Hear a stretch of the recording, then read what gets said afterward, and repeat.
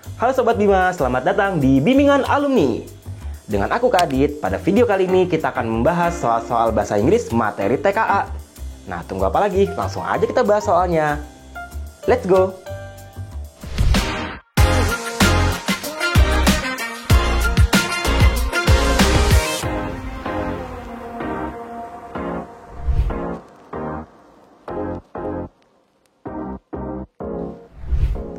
Oke, sekarang kita bahas soal nomor 1.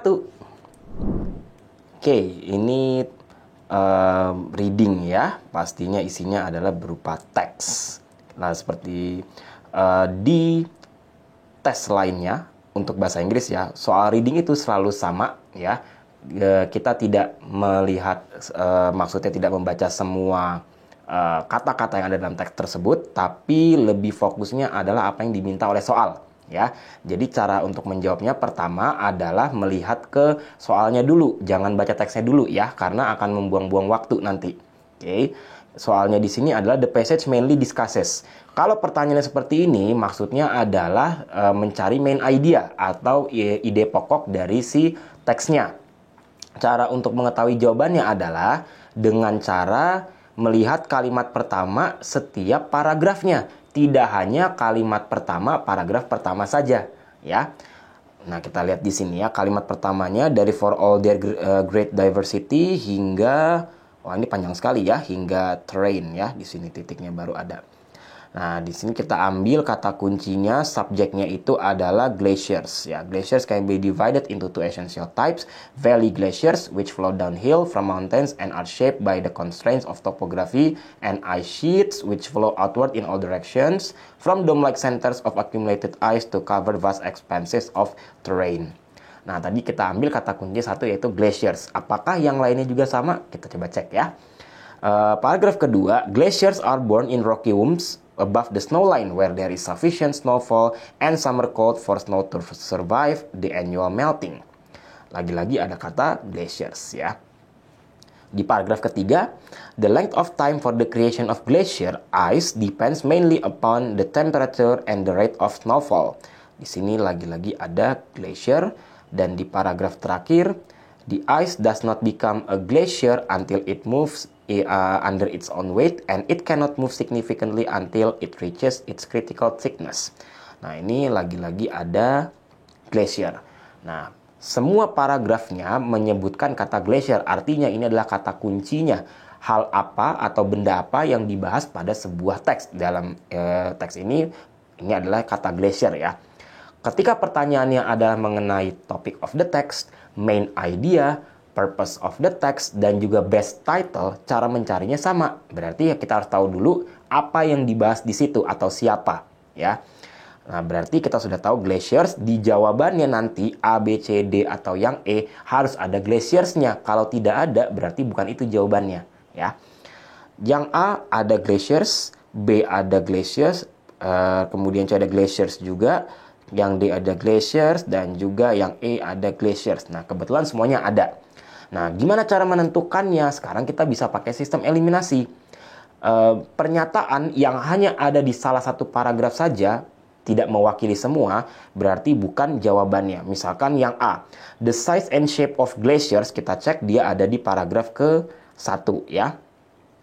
Diversity, shapes, sizes, divided into two essential types, yaitu adalah valley glaciers dan juga ice sheets ya.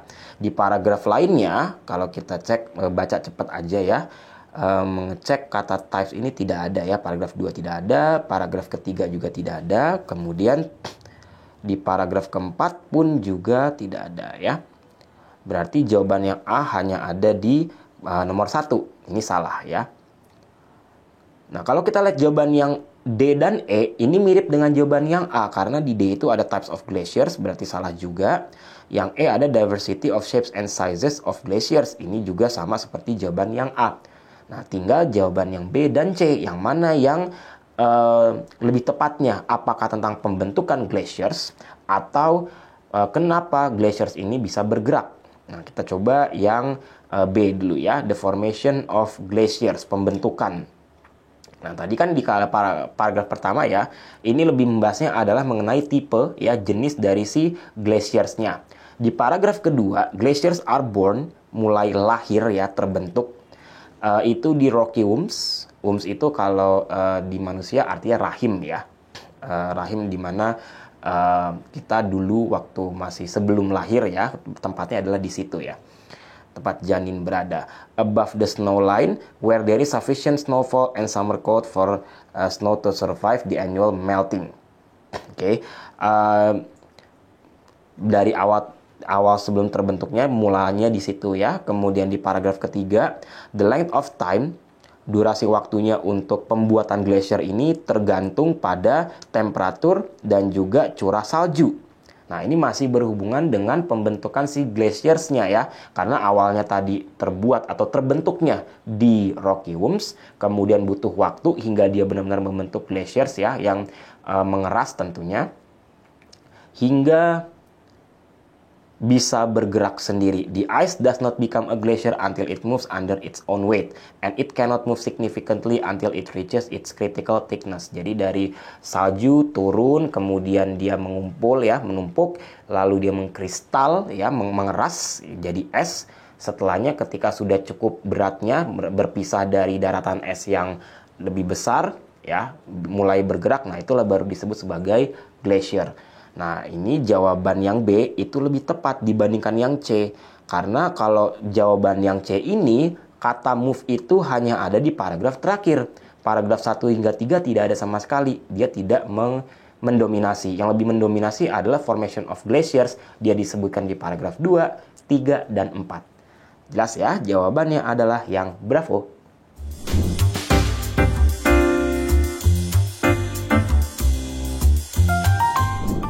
Lanjut nomor 2. Untuk nomor 2, pertanyaannya adalah masih dengan teks yang tadi ya, yaitu what is the correct analogy for the development of glaciers? Yang manakah analogi yang tepat ya? Analogi itu kan berarti dua hal yang berbeda tapi memiliki cara kerja yang sama ya.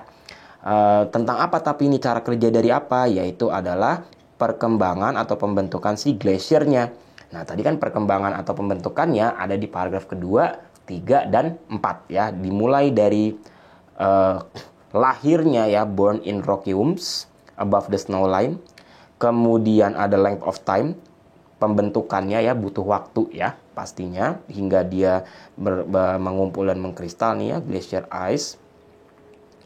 Dan terakhir, dia bisa bergerak sendiri hingga bisa disebut sebagai glacier. Kalau tidak bergerak, ini bukan glacier namanya ya. Karena dikatakan the ice does not become a glacier until it moves under its own weight. Oke, samanya dengan apa? Apakah dengan snowflakes, ice cream, ice sheets, bird, atau earth? Tadi kita ambil kata kunci yaitu adalah wombs, seperti rahim ya. Rahim yang ada di manusia.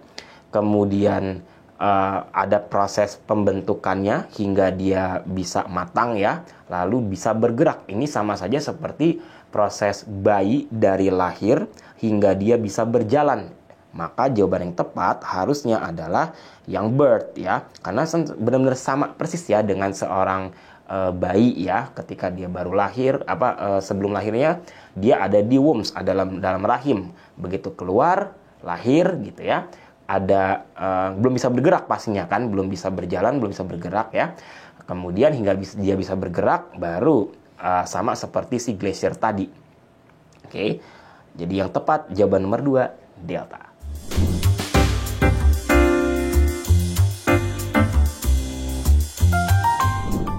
Oke, sekarang soal nomor 3. Nomor 3, pertanyaannya adalah which of the following must be included for categorizing a mass of ice as a glacier? Oke, ini adalah pertanyaan yang berhubungan dengan details ya. Berarti jawabannya itu harusnya kata-katanya ada di teksnya. Ya, ini berbeda dengan implied atau inferred yang merupakan informasi implisit atau tersirat ya. Nah, kita cari nih categorizing mass of ice itu sebagai glacier.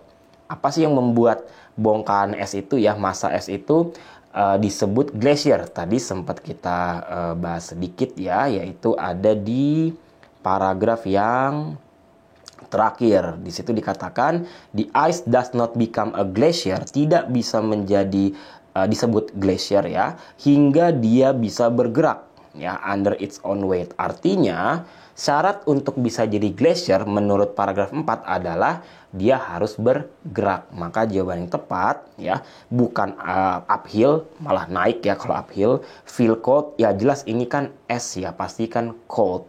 Kemudian located on a wide terrain juga bukan. Ya, yang pasti jawabannya adalah it must move, harus bergerak ya, si mass of ice ini. Yang tepat jawabannya delta.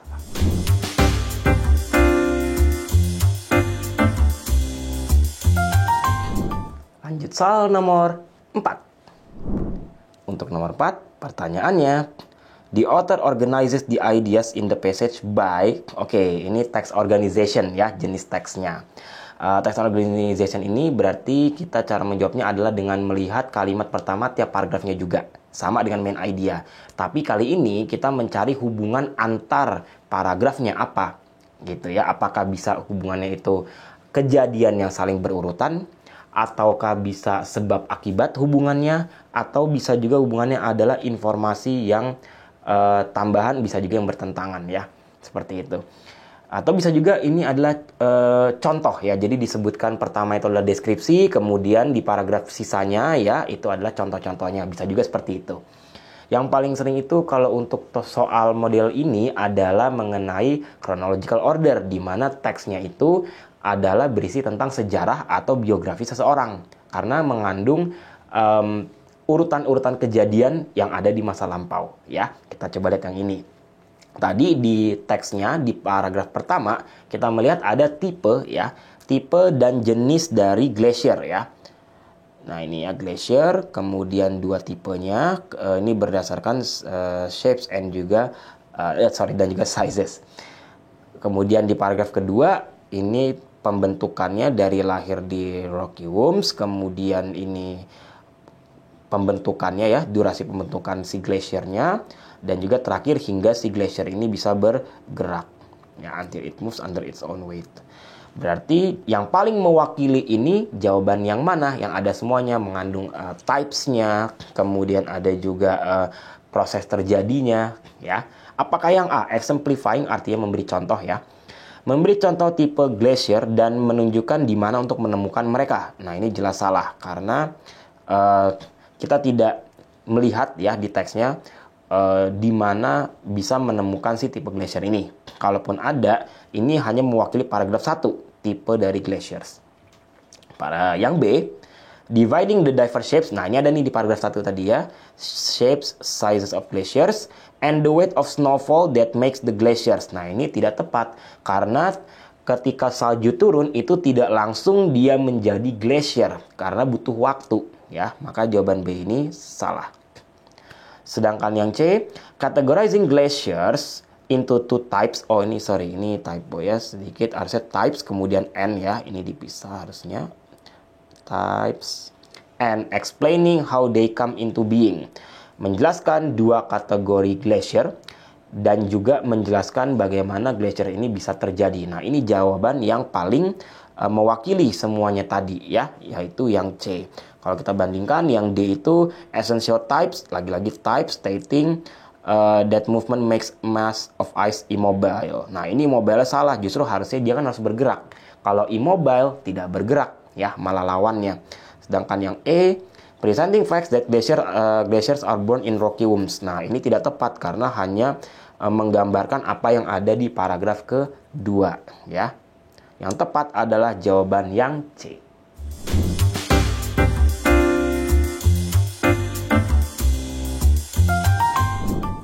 Oke, sekarang soal nomor 5. Pertanyaan untuk nomor 5 adalah what is the main idea of the passage? Oke, ini kembali ke ide pokok ya. Tadi kan sebenarnya di nomor 1 itu sudah dipertanyakan ya mengenai main idea-nya juga, yaitu the passage mainly about, sama ya.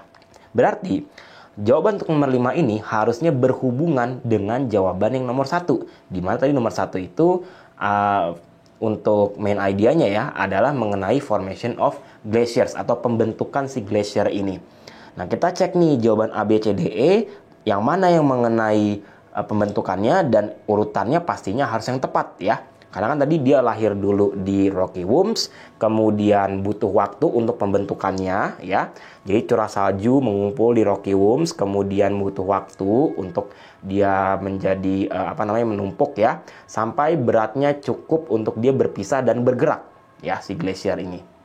Nah, kalau jawaban yang A, the rate of snowfall turns into glaciers. Berarti curah salju turun langsung jadi glacier. Ini salah. Karena tidak ada proses durasi waktunya itu nggak ada, nggak mengalami prosesnya, tapi turun langsung jadi glacier. Ini salah, ya. Kemudian jawaban B, glaciers that do not melt become crystal snowflakes. Ini yang tidak cair, dia menjadi crystal snowflakes, jadi kristal saljunya ya. Dan kemudian menguap menjadi uap air. Nah ini jelas salah, karena kan ujung-ujungnya harusnya jadi glacier dan dia bergerak, bukan malah dia itu menguap ya, malah hilang dong kalau menguap ya. Kemudian yang C, snowflakes that do not melt despite summer, yang tidak mencair walaupun dia mengalami atau terkena musim panas ya. Crystallize, dia ini mengkristal ya, kemudian menjadi glacier. Ada kemungkinan jawabannya yang C ini. Kita bandingkan dengan yang lain dulu ya. D, snowflakes fall on the snow line. Dia langsung turun ya, si saljunya ini. As glaciers, langsung sebagai glacier, dan survive the summer and transform. Ini terbalik. Harusnya melewati summer dulu, survive dulu, kemudian cukup beratnya dan dia bisa menjadi glacier. Ini salah. Sedangkan yang E, glaciers are stationary at the point. Stationary ini berarti berdiam di satu tempat, tidak bergerak ya. At the point where they come into being. Nah ini harusnya salah, karena ketika dia disebut sebagai glaciers, harusnya dia itu sudah yang bergerak ya. Maka E tidak tepat. Yang tepat adalah jawaban yang C, di mana di sini prosesnya adalah snowflakes ya. Itu dari salju turun menjadi snowflakes ini ya. Kemudian dia mengalami musim panas dan tidak mencair. Kemudian, nah ini kan prosesnya lama ya. Dan akhirnya menjadi glaciers karena beratnya sudah cukup. Yang C untuk jawaban nomor 5 ini.